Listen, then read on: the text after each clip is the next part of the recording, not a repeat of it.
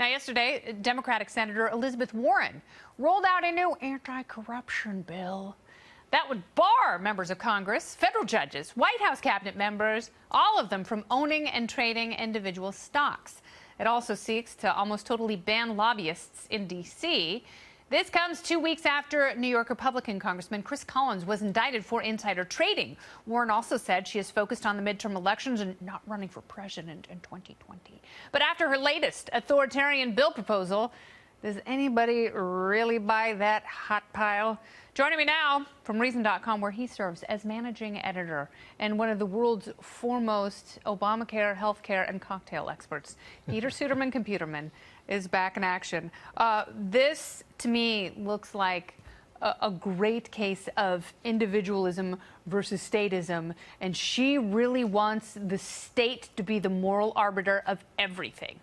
Yeah, Elizabeth Warren just isn't comfortable with corporations deciding what they want to do. Instead, she wants the federal government to do it. And this is the plan that you mentioned that came out yesterday is sort of the follow-up to a plan that came out last week that was really a kind of reinvention. What she proposed was reinventing corporate governance. And in particular, billion-dollar companies would have to get a federal charter rather than a state charter. And so she would be moving the locus of control from the state governments to the federal government. And that is a big deal.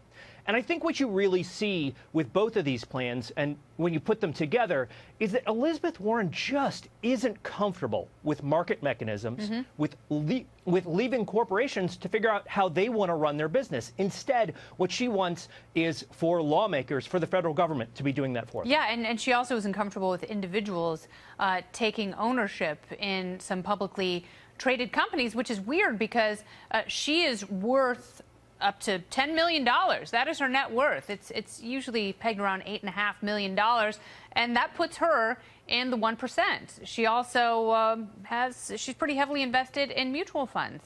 Like a lot of lawmakers, she's worth a lot of money. Yeah. And to be fair, you know, I think there's something, at least there's a good intention that I actually agree with at the heart of parts of this plan, which is to say that the people who are making the rules shouldn't be profiting off of them directly. And that's kind of the argument that she is going to make for this. And okay, fair enough. But what she's trying to do here but insider trading there are already laws against that, and there are already punishments for that.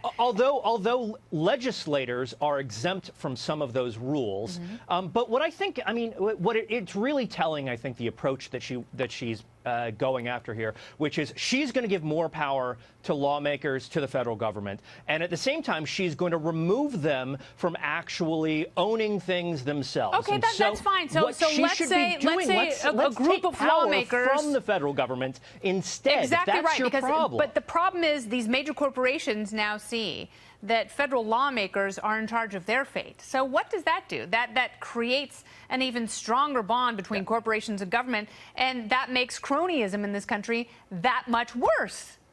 And you know, what she would say is, well, that's why we're preventing people from becoming lobbyists after they've been in Congress for a couple of years. We're trying to sort of close down the revolving door. Look, this is not a serious plan that she is actually going to try and get passed. This is an attack on the president and a setup for a run in 2020. That's exactly I know right. she says and you know what that's wants? not what she's doing. You know what she wants? She doesn't want to run. She doesn't want to do the footwork, because, you know, at heart, most of them are very lazy.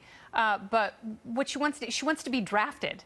She wants to be the progressive hero of the universe, and they beg for her to get into the race because she's assuming that Biden and Bernie and every other white codger is going to fail. Last word, Peter. The signature part of this plan is that it would force the IRS to release the tax returns for presidential candidates.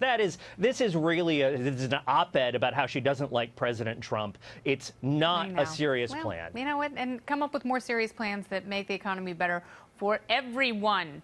And being successful is not a crime in this country. It is a mark of greatness. Peter Suderman, you are successful, and I admire you. I feel successful every time I come on your show. Well said.